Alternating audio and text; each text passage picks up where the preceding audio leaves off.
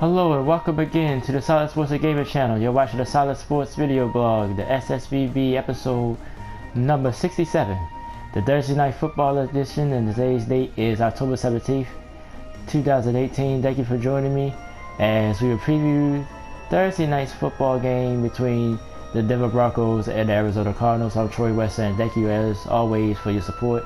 Thank you for watching. And we're going to give a quick preview of the game, take a look at both the Broncos and the Cardinals, and also my power rankings for week 7 and more coming up. So of course the Thursday night football edition of the blog usually don't be that long, so we're going to get right to it. We ain't going to waste too much time. Denver is the road team. They're a 1-point favorite. They come in at 2-4, come in losing 4 in a row, and the Cardinals come in at 1-5. So this is not a game probably people would want to see unless you're a fan of one of these teams, or you play fantasy football. It might be some interest in this game Thursday night. Broncos though come in, well, both teams held off a loss. Broncos of course was at home against the Rams last week. Rams of course the only undefeated team left, losing by 23-20 at home in the snow. And the Cardinals went on the road. They lost to the Vikings 27-17 last week. Cardinals, didn't expect them to have a great year, but still to me a little bit underachieving. Of course they start Josh Rosen now, so he's the starter for the Cardinals, so maybe that'll be something to watch for tomorrow, in tomorrow's game, Thursday night's game, if you're a Cardinals fan, or if you just want to see Rosen play for the first time. So I'd probably be watching for that. But let's talk about the Broncos real quick. They're the road team coming in. Of course, they lost 4 straight. They started 2-0, but have lost 4 straight. The run defense has been pretty bad. That's been the big eyesore for the Broncos so far. But you still got Von Miller. You got the rookie Chubb. They get after the quarterback, still pretty good. But their run defense has been very bad. Teams has ran the ball all over them lately. Barely, of course, last week with, I think, 207, which was his career high, and 3 touchdowns. So, Broncos got to get that together. And another question I've been seeing is Case Keenum holding them back. Keenum had to play very well. He got 7 touchdowns, 8 interceptions, but he haven't played terrible either. But this Broncos team, you look at it on paper, I mean, a lot of people think they should be doing better with Thomas and Emmanuel Sanders on the outside. Got the young rookie running back. His name don't come to me right now, but they got a nice offense that they should be doing better. But I don't want to necessarily say he's holding them back because the defense haven't played up to par either. But Keenum definitely have to play better if the Broncos will have a chance. Broncos was one of those sleeper teams people thought maybe could shock this division, wreck this division up, but so far the Chargers are now taking control of this division, as the Raiders of course are not doing good either. And the other team in the West is the you got the Chargers, you got the Raiders, you got the Broncos, the Kansas City Chiefs. They're doing pretty well, but they just coming off a loss. I almost can't forget about the Chiefs with Patrick Mahomes. So they look like they're just clearly the 2 best teams in the AFC West. But the Broncos and the Raiders like they doing some rebuilding. Well, the Broncos didn't expect to rebuild. They didn't expect it to compete it. But this is a game I think is still in their favor though. But let's talk about the Cardinals. I want to talk about Larry Fitzgerald. Anytime I get a chance to talk about Larry Fitzgerald, I want to.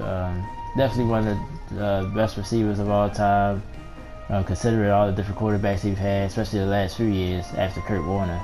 And before Kurt Warner, he really ain't had no quarterback. Kurt Warner probably was clearly his best quarterback he ever played with.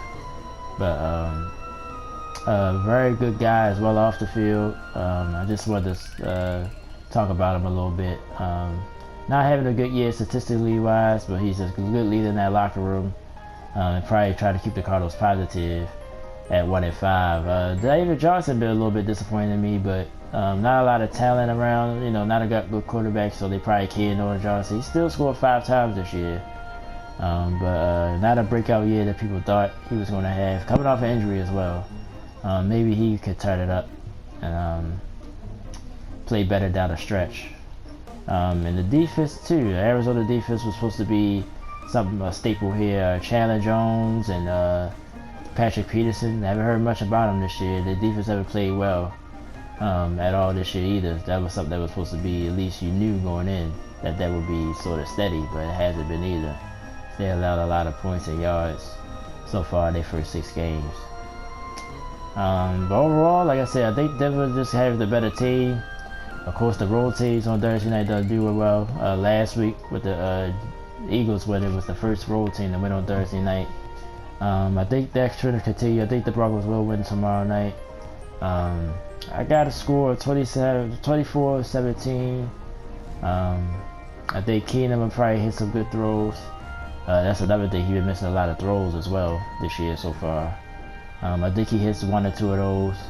Von Miller have a decent game. I think Denver will hold on and win it. I think Cardinals will have a fight in them though.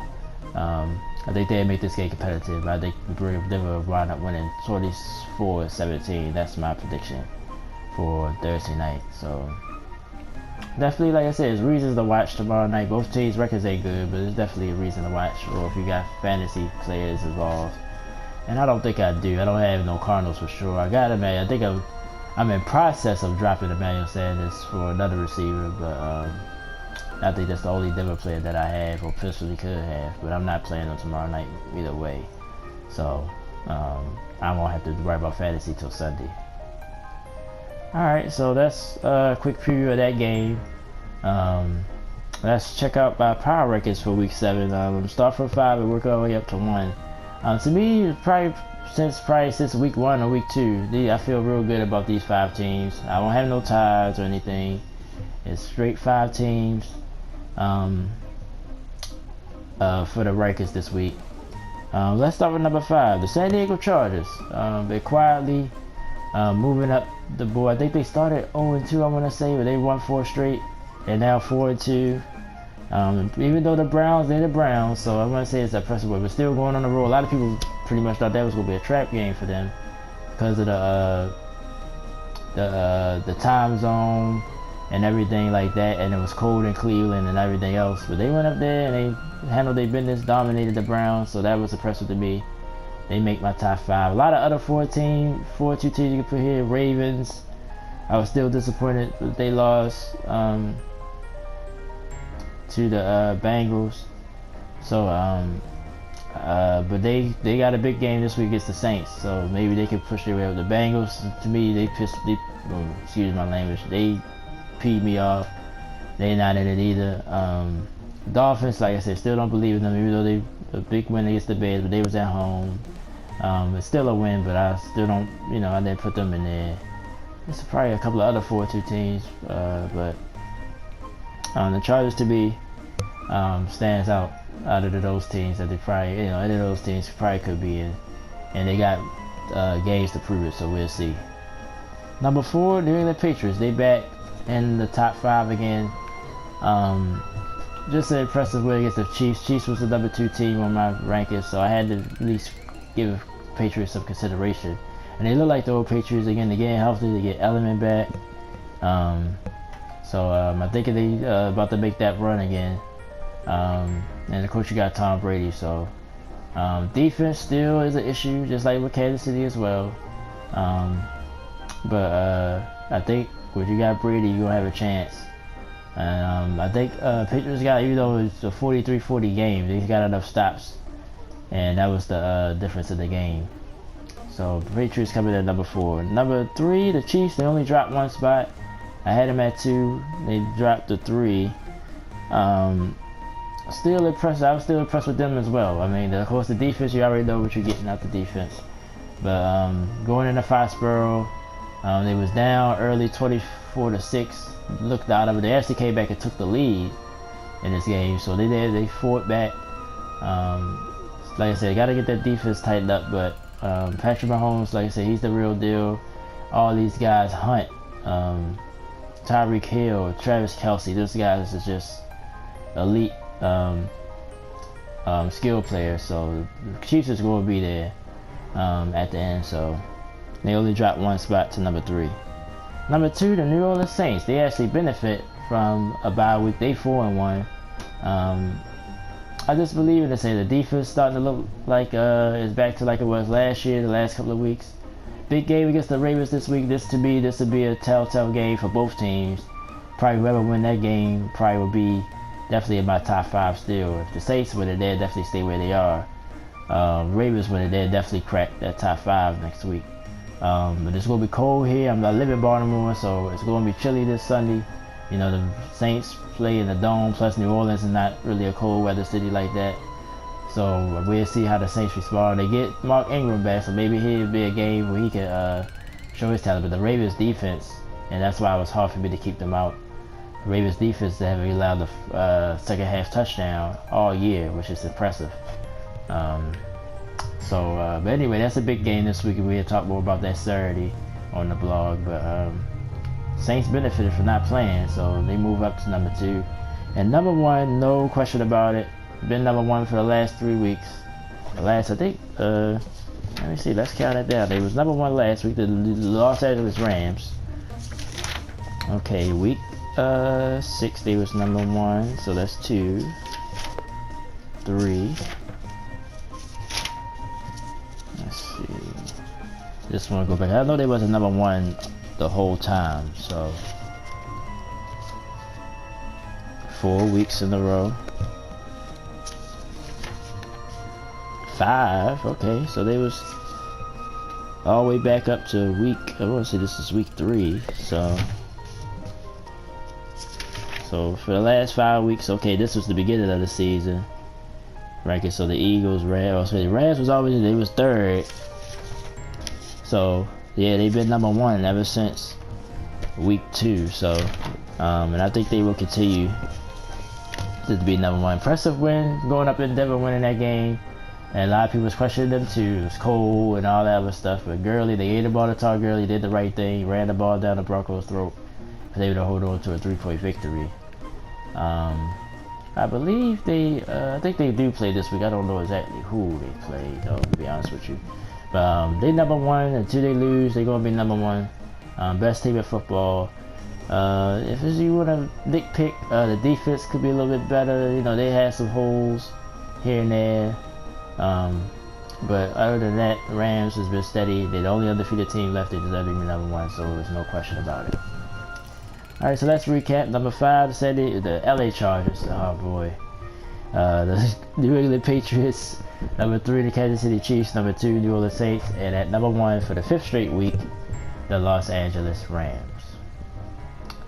Alright, so like I said, this is Thursday Night Football edition, so just all football talk, but a lot of things going on in sports. Probably one of a good week of sports.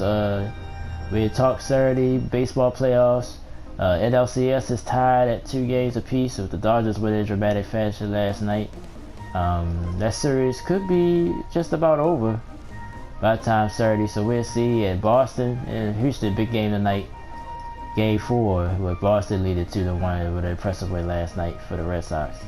So we'll talk about that Saturday. Of course, for all the week 7 games, the rest of the picks. Basketball season started. Warriors come out the gate looking pretty strong. But both teams, Boston too.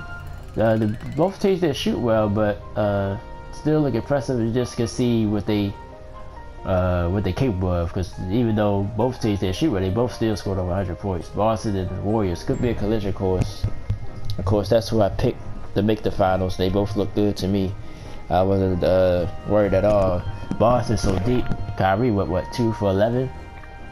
And they still won by 20 points over Philadelphia. Philadelphia, to me, like I said, even though this is just one game, they didn't shoot well at all. They only got Redick really to shoot from the outside consistently. So I think that's what's going to hurt them eventually, unless they make some moves. But we'll talk about that more Saturday as well.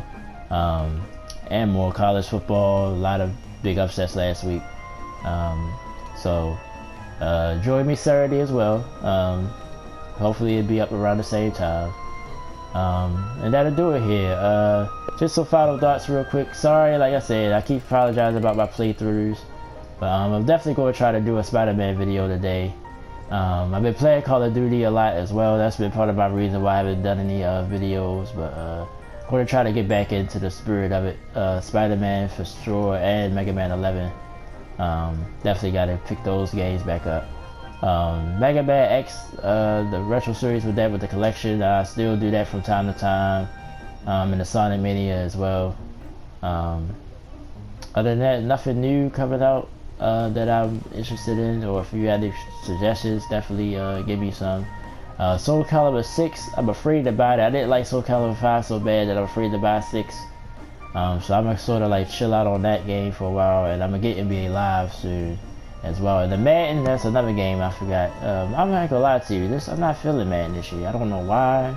Can't put one thing on it, but I'm just not feeling Madden this year. But I think I'm off Friday, so, and then work too. I'm working all this around work as well. So thank you for still supporting the channel though. But yeah, I'm gonna do another Madden video. I'm gonna finish the season off. But yeah, this year I'm not feeling. I think maybe it's the AI. I don't know. The AI just seems impossible to me.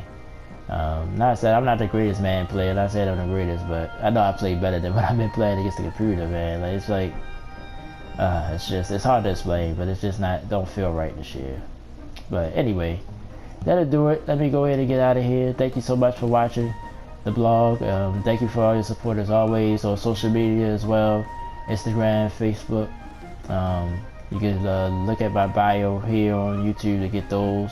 Feel free to friend request me or send me a message to talk about sports or video games or anything you want to talk about.